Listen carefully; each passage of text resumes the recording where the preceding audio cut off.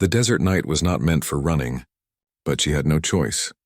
Her lungs burned with every breath as she pushed herself across the rocky trail, skirts catching on thorn bushes, boots scraping against loose stone.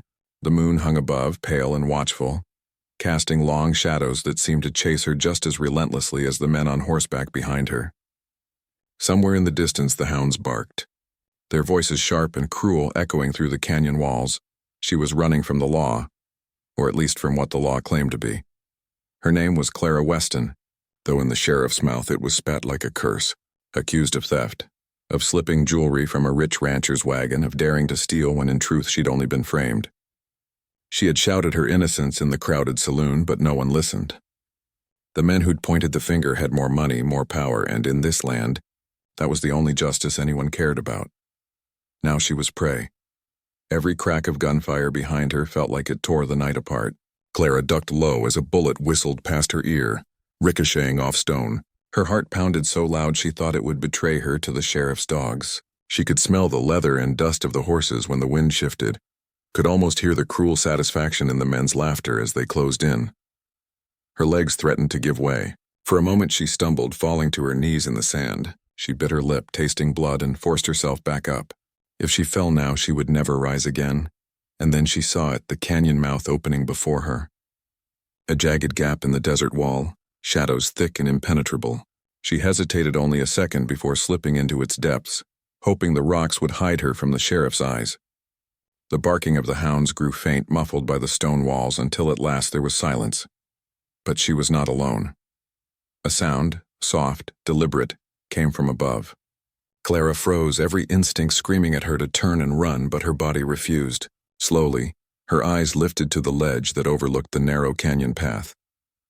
There he stood, a tall figure, still as the rock itself, his body painted with patterns that gleamed faintly in the moonlight.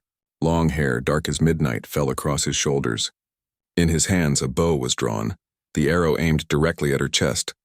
His eyes, sharp, unblinking, studied her as though weighing her soul. An Apache. Her breath caught. She had heard the stories whispered in saloons and campfires, of warriors who struck silently from the cliffs, who vanished into the wilderness like ghosts, who gave no mercy to those who trespassed. And here she was, alone, unarmed, with her heart thudding like a trapped bird in her chest. For a long, terrible moment, neither of them moved. The desert seemed to hold its breath. Then from the distance came the faint echo of a sheriff's call. "Fan out." "She can't have gone far." Clara's eyes widened, terror flooding her again. She looked back toward the canyon entrance, where the glow of torches flickered faintly against the rocks. If she ran out, she would be caught. If she stayed, she had no idea what this man might do. Her lips trembled as she whispered, "Please, don't let them find me." The Apache's gaze did not soften, but something flickered across his expression, something unreadable. Slowly, deliberately, he lowered his bow. The arrow slipped back into the quiver at his side, though he never took his eyes off her. Without a word, he turned and disappeared into the shadows of the canyon wall. Clara blinked, confused. Had he spared her? Had he gone to fetch others? Before she could move, a hand gripped her wrist. She gasped, stifling a scream as the Apache pulled her against the rock face, pressing a finger to his lips for silence. His other hand pointed upward, where two torchlights now danced at the canyon mouth. The sheriff's men. Clara's heart hammered so hard she thought the men must hear it. She pressed against the stone, the Apache's presence a solid, silent wall beside her. His grip was firm but not cruel. She could smell the faint smoke of fire on his skin, the wild earth of the desert clinging to him. The sheriff's voice carried through the canyon. "Search the rocks. She's slippery, but she won't get far." Boots scraped against stone as deputies climbed. Dogs whined at the entrance, confused by the tangle of scents. Torches flared, casting long beams of light across the canyon walls. Clara held her breath, praying the shadows would swallow her whole, but the Apache did not flinch. He moved like a ghost, leading her deeper into the canyon, slipping silently from shadow to shadow. The deputies passed close, so close Clara thought one torch might light her hair aflame, but the Apache guided her into a narrow crevice she never would have seen on her own. They ducked inside, swallowed by darkness. The sheriff's men searched, cursed, and finally moved on. their voices fading until only silence remained. Only then did the Apache release her wrist. Clara stumbled back, pressing a hand to her chest, gasping for air. You saved me," she whispered. For a moment he did not answer. His dark eyes studied her with the same unyielding intensity as before. Then at last his voice came, low, steady, and carrying the weight of both command and promise. "I'll hide you from the sheriff," he said. His words were careful, accented, but clear. His gaze did not waver as he added, "But in return, I want your hands on my back." Clara froze, her breath catching. She didn't understand, at least not at first. His tone was not lustful, not cruel, but heavy with meaning she could not yet grasp. She glanced at his shoulders, at the faint gleam of scars etched into his skin, old wounds, deep ones. Her heart pounded as she realized his bargain was not about possession, but about trust, about scars that needed tending, about a warrior who had given her protection in exchange for something far more fragile. Clara's lips parted, words trembling on her tongue. She did not know whether to flee, to thank him, or to curse the fate that had brought her here, but she did know one thing. The sheriff's shadow was still out there, and her only chance of survival now lay with the stranger before her. And so, with a hesitant nod, Clara whispered, "Yes." The Apache's expression did not change, but for the first time she thought she saw something flicker in his eyes. Not warmth, not yet, but recognition. He turned, gesturing for her to follow deeper into the canyon, and as she stepped after him into the darkness, Clara realized her flight from the sheriff had only been the beginning. The cave was dark except for the faint red glow of dying embers in the fire pit. Clara sat against the wall, her knees drawn tight to her chest, listening to the steady rhythm of her own breathing. Every sound outside, the distant cry of a coyote, the whisper of wind slipping through stone, seemed sharper now. Her nerves were still raw, stretched thin from the chase, from the sheriff's shouts echoing through the canyon. And then there was him, the Apache. He moved like part of the stone itself, silent and solid. He had vanished into the night after bringing her here, but now he returned, his footsteps so light that Clara almost didn't notice until he was there at the entrance. He pulled the woven reed curtain back, ducked inside, and set something down by the fire pit, a rabbit freshly skinned. He crouched, coaxing the embers back to life with the practiced ease of a man who had built 1,000 fires. Sparks flared, shadows danced across the cave walls. Clara watched him, her heart caught somewhere between fear and gratitude. She still didn't know why he had saved her. "You don't have to do this," she whispered, her voice breaking the silence. His dark eyes flicked to hers, holding her gaze with unsettling intensity. "Sheriff hunts you," he said. His English was careful, each word chosen, heavy with meaning. "You die if I leave you." Clara swallowed hard. "Then why help me? Why not just hand me over? They'd pay you." For a long moment he said nothing. Then he turned his back to her, untying the leather straps across his chest. His shirt, little more than deerskin worn thin by weather, fell away, revealing the truth she had only glimpsed before. Scars. They ran across his shoulders and down his back like rivers carved into stone. Some were pale and old, others rawer, still red at the edges. Clara's breath caught.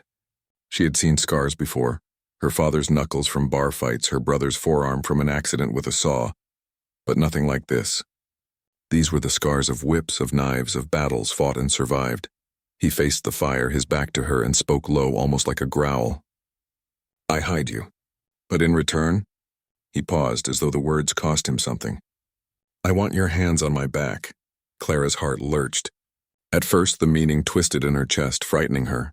But as she stared at those scars, at the long history of pain carved into his skin, understanding seeped in. This was not the demand of a man seeking to take what was not his. It was something stranger, more fragile. You want me to help you," she whispered. He didn't turn. Scars heal slow. Hands give strength. You give. Clara pressed her lips together. A sheriff's noose waited for her outside this canyon. In here there was only this man, this request, this unexpected bargain. Slowly, she unfolded her arms from around her knees and crawled closer to the fire, the warmth brushing against her chilled skin. "I don't know if I can," she admitted softly. I don't know how." He reached into a pouch at his side and placed a small bundle on the ground between them, dried herbs wrapped in hide. His voice was steady. "Grind, mix with water. She nodded, her fingers trembling as she unwrapped the bundle. The scent was sharp, earthy, almost bitter.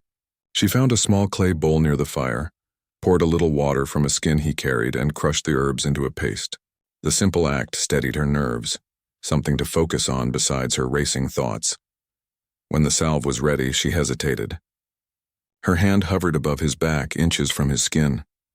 "Go on," he said quietly. Clara touched him. His skin was hot under her fingertips, the muscles taut, his body stiffening at the first contact. She pressed the salve gently across one of the long scars, her movements careful, reverent even. The texture of the scar was rough, raised against her hand, but beneath it she could feel the steady strength of him. He did not move, did not flinch. Only his breathing changed, deepening, as though each stroke of her fingers drew something out of him that had been locked away for too long. Clara worked slowly, smoothing the paste across every scar she could reach. Her hands grew steadier as the minutes passed. There was something oddly intimate in the silence, something that went beyond words. The fire cracked softly, throwing shifting patterns across the cave walls. Finally, she pulled her hands back. "There," she said, her voice barely more than a whisper. "It should help." He turned his head slightly, enough that she could see his profile in the firelight. His expression was unreadable, carved from stone, but his eyes lingered on hers for a moment that felt heavy with unspoken gratitude. Then he rose, pulling his shirt back over his shoulders. "You stay here," he said. "Safe, I bring food." And just like that, he slipped out into the night again, leaving Clara staring at the fire, her hands tingling from where they had touched his skin. For a long time she sat in silence, the echo of his words still in her ears. "Your hands on my back." It was a strange bargain, she thought. But in that strangeness was something she hadn't expected, a thread of connection, fragile but real.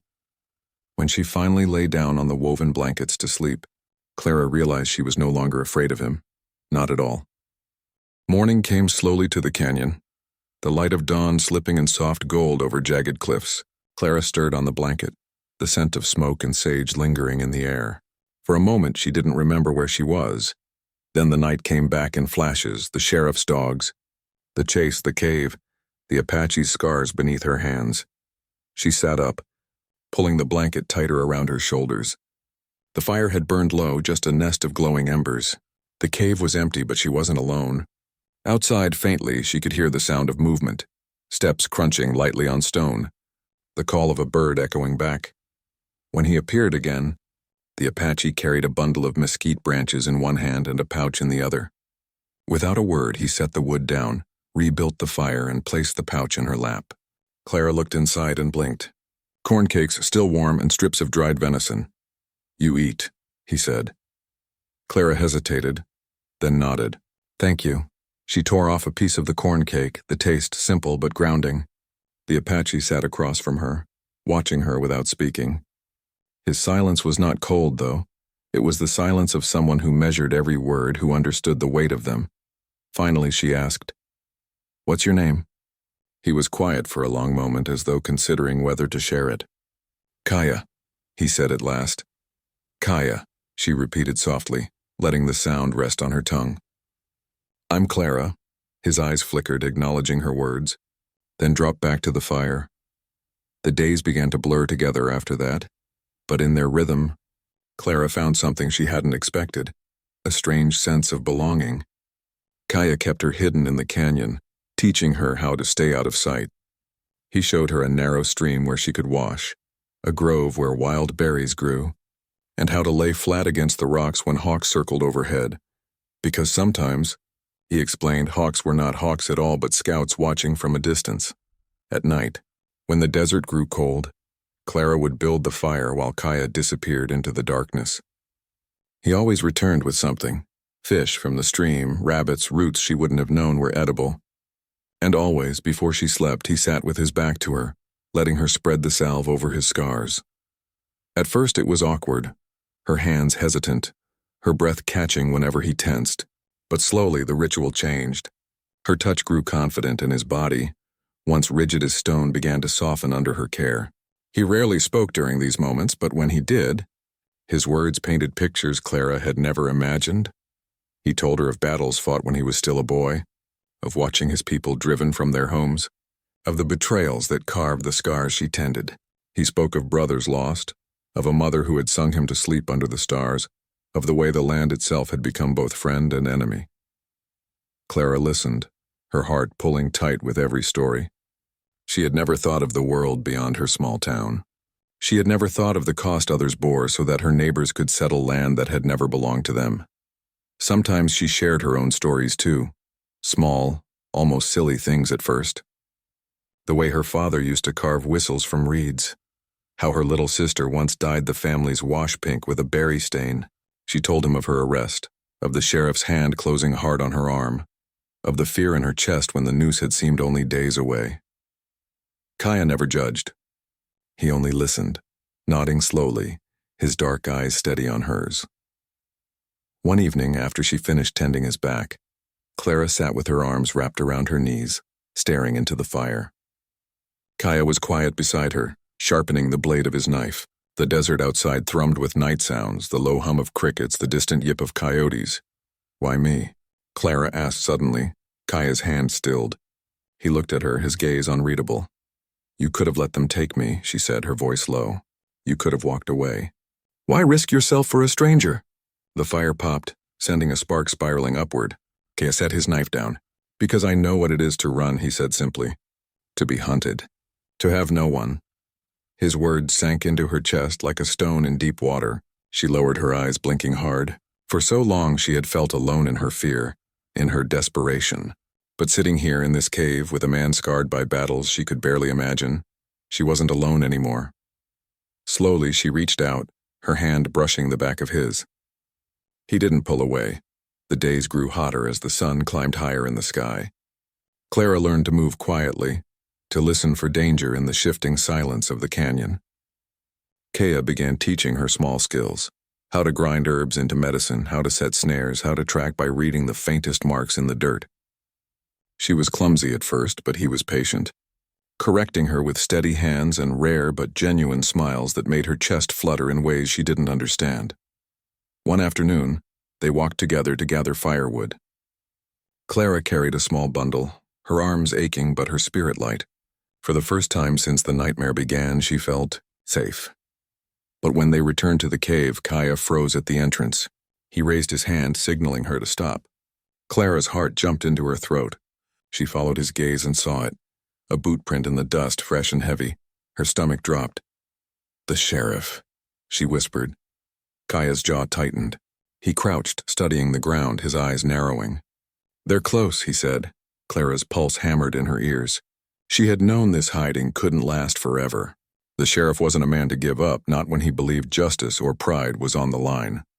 Kaya rose to his full height, his expression hard. "We move deeper," he said. "Stay close."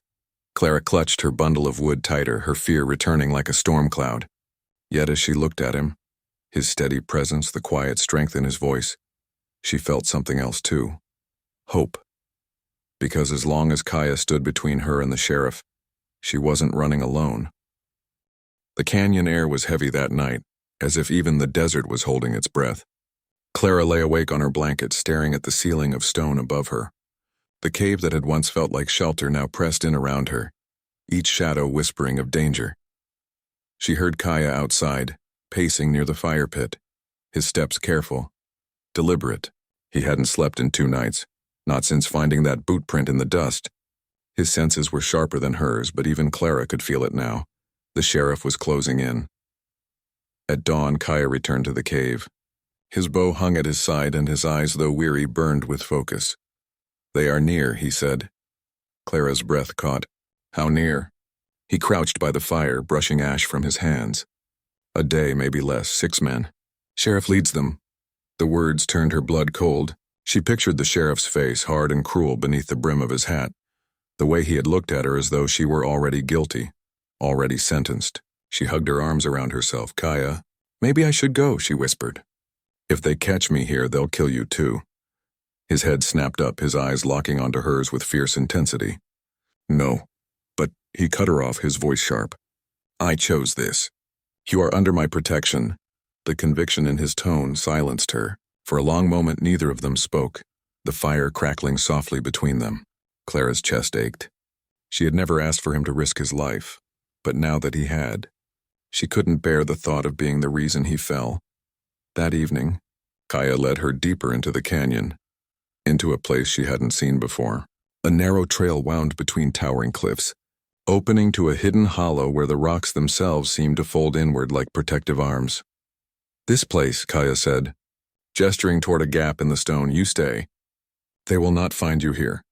Clara looked at him, her throat tight. "And you?" His expression hardened. "I meet them," her heart lurched. "You can't fight 6 men alone." "I can," he said firmly. "I have before." Clara shook her head, tears pricking her eyes. "They'll kill you. Please, Kaya, don't do this for me." For the first time, his face softened. He stepped closer, his hand brushing against hers. The touch was light, almost hesitant, but it steadied her trembling. "I do this," he said quietly, "because I choose you over them." Her breath caught. The world seemed to still around them, the desert fading to silence. Before she could speak, before she could tell him what burned in her chest, he pulled away. He placed his bow across his back and disappeared into the night, his figure swallowed by the shadows. Clara waited in the hollow, every second dragging like an eternity. She pressed her ear to the stone, straining for sounds of battle. At first there was only silence. Then faintly the echo of voices, men shouting, boots on stone. A gunshot cracked the air. Clara flinched, clapping her hands over her mouth. Another shot followed, then the twang of a bowstring. A scream tore through the canyon, cut short. The fight had begun. She couldn't stay hidden. Not when Kaya was out there. Grabbing a rock for balance, Clara crept from the hollow and made her way down the trail. Her skirts caught on the sharp edges of stone, her heart pounding with every step. The sounds grew louder as she drew closer, the sheriff barking orders, the clash of steel, the hiss of arrows slicing the air. Then she saw them. Kaya stood in the open, a shadow among shadows, moving with deadly precision. His bow sang, each arrow finding its mark, dropping deputies before they could raise their guns. But the sheriff's men were many, their bullets flashing in the firelight as they pinned him between the rocks. Clara's breath hitched. He was outnumbered, and no matter how strong he was, she could see the strain in his movements. His arm bled where a bullet had grazed him, his breath came hard. And then she saw the sheriff. He stepped from behind a boulder, his revolver steady in his hand, his eyes locked on Kaya. "No," Clara screamed. The sheriff's gaze snapped toward her. For a heartbeat, surprise flickered in his eyes. Then he sneered. Well, looks like the little thief finally crawled out of her hole." Kaya moved like lightning. He lunged, knocking Clara back just as the sheriff fired. The bullet struck stone, sparking inches from where she'd stood. Kaya's bow snapped upward, an arrow whistling through the air, striking the gun from the sheriff's hand. Chaos erupted. Deputies surged forward, guns blazing.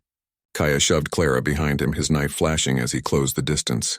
He fought like a storm, swift and merciless, but Clara could see the toll it was taking. For every man he struck down, another pressed forward, and then silence. The sheriff staggered back, clutching his arm where blood seeped through his sleeve. His men lay scattered around the canyon floor, groaning or motionless. Kaya stood tall, chest heaving, blood streaking his side. His bow dangled at his side, his knife dripping red. The sheriff's eyes burned with fury. "This ain't over," he spat. He turned and fled into the night, leaving his men behind. For a moment, Clara couldn't breathe. The fight was over, but the sight of Kaya swaying on his feet made her heart twist with terror. She rushed to his side, slipping an arm around him just as his knees buckled. "Kaya!" she cried. "Stay with me." His eyes found hers, dark and steady despite the blood staining his skin. "I told you," he rasped. "I would fight them before I gave you up." Clara's throat tightened. She pressed her hand to the wound at his side, desperate to stop the bleeding. "And I told you not to," she whispered, her voice breaking. "But you did it anyway." Kaya's lips curved faintly, the ghost of a smile. Then his eyes fluttered shut, and his weight sagged against her. Clara clung to him, her tears falling hot onto his skin. For the first time, she understood the depth of what he had risked. Not just his life, but the shield of solitude he had built around himself.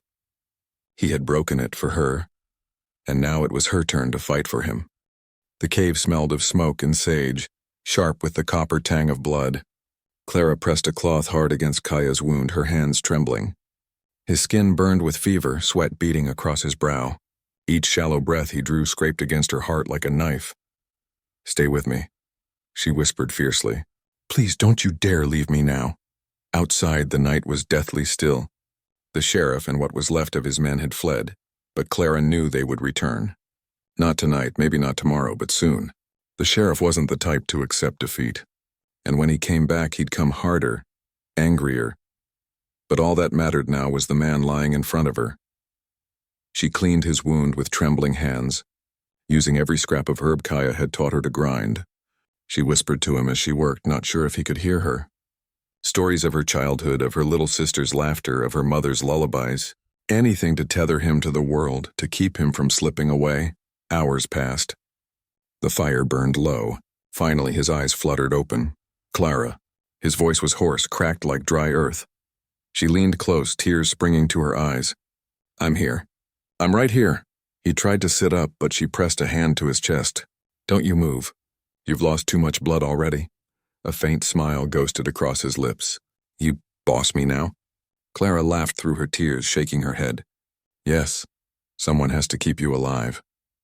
For the first time in days, she felt the knot of fear inside her ease. He was still here, still fighting. The next morning, the canyon was washed in pale light. Kaya was too weak to move far, so Clara took on his tasks. She fetched water from the stream, gathered berries, even managed to set a clumsy snare. Each time she stumbled, she heard his voice in her memory, patient, steady, teaching her. When she returned, Kaya was awake, watching her. His eyes followed her movements, dark and unreadable, until finally he said, "You could leave." Clara froze. The water skin clutched in her hands. "You go back," he continued quietly. "Sheriff gone. You walk maybe 2 days. Town waits for you." She shook her head. "No, the sheriff's not gone, Kaya. You know that as well as I do."